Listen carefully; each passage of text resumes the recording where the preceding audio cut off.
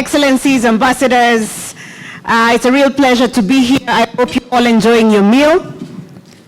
Mine is a small Kenyan proverb that says mine is just to say something small. Chinua Achebe said, "A man who calls his kinsmen to a feast does not do so to save them from starving. They all have food in their own homes." When we gather together in the moonlit village ground, it is not because of the moon. Every man or woman can see it in his own compound. We come together because it is good for kinsmen to do so. A corollary to that one is something that probably every African mother has said at some point when their children say, "Please, can we go out for lunch after church or after visiting so-and-so?"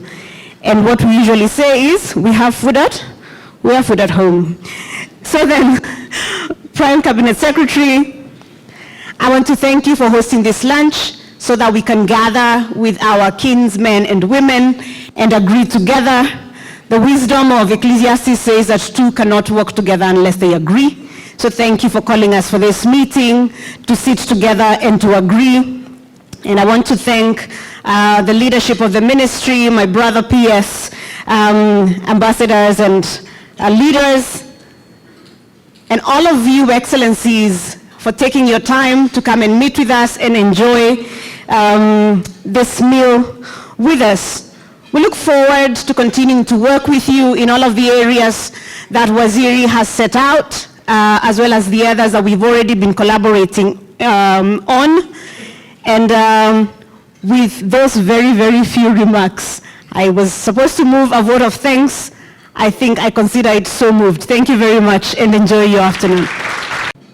I would like to reiterate that under the able leadership of His Excellency the President, William Ruto, the ministry remains well guided on the promotion, projection, and protection of Kenya's strategic interests in collaboration with our friends and partners. In this respect, and in order to enhance and improve strategic coordination, the government has reviewed the decision that previously allowed diplomatic and consular missions, UN agencies, and international organizations to directly contact government ministries, departments, and agencies. Going forth, all correspondences with the government shall be transmitted through the Office of the Chief of Protocol, State Department of Foreign Affairs. We believe that this review will allow for a more coherent approach to issues of mutual concern, and we seek your kind cooperation on this matter. We will also refine the internal systems in the ministry so that those hiccups that we may have experienced shall be dealt with, and will have a more robust engagement.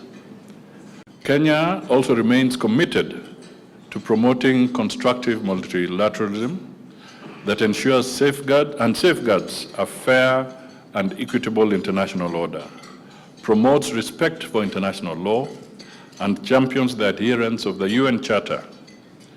Kenya is persuaded that this is the best way to address difficult and challenging global issues. As you are aware, His Excellency President William Ruto is championing African and indeed the global climate action in his capacity as the chair of the Committee of African Heads of State and Government on Climate Change. Kenya will continue to advocate for a stronger African voice in the global climate change debate and a more prominent leadership role for Africa in global climate action.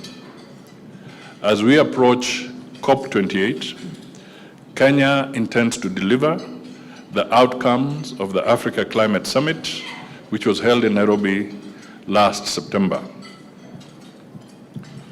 On matters of maintenance of international peace and security, I wish to extend my appreciation to the international community, which through the United Nations Security Council approved the deployment of an international security operation to the brotherly nation of Haiti. Kenya extends her appreciation to the international community for breathing life to the multinational security support mission to Haiti, which Kenya hopes to lead.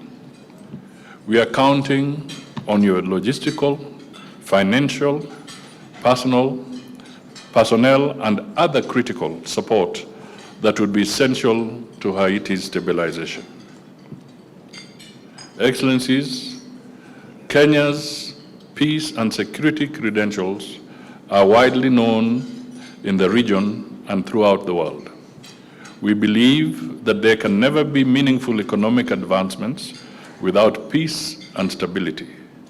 Likewise, we remain persuaded that to be African is to have global responsibility, which is why we have consistently risen to the occasion whenever peace and security in our region and beyond is threatened. The Juba Peace Agreement, the inter-Congolese dialogue, and the deployment of the East African Community Regional Force to DRC, the efforts at silencing the guns in Ethiopia and Sudan, as well as other peace initiatives, dovetails appropriately with our pursuit of a stable region, continent, and world. Your partnerships, engagement, and support have been crucial in buttressing Kenya's and indeed the African peace security architecture in totality. You came in later. For those of you who haven't had their lunch, please, there is lunch of regions. So Africa will have their turn with the PCS, Europe the same, and all the regions will do that. No, then the UN family, that, I know DG was going to raise that, yes. Then we will have one with the UN family. So colleagues will be guided